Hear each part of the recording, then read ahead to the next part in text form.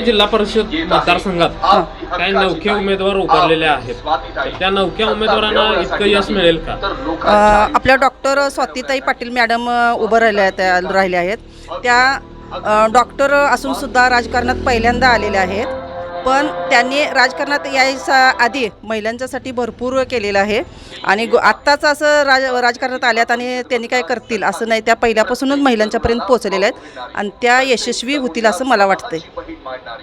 यशस्वी होतील त्या? हां, होणार, यशस्वी होणार. तुमच्या गावातून कसा प्रतिसाद आहे चांगला, महिलांचा ते चांगला प्रसिद्ध म्हणजे हे आहे. पण का असं तुम्हाला वाटतं की त्या यशस्वी होतील? कारण त्यांनी महिलांच्यासाठी सखी मंच म्हणून महिलांच्यासाठी तयार केला.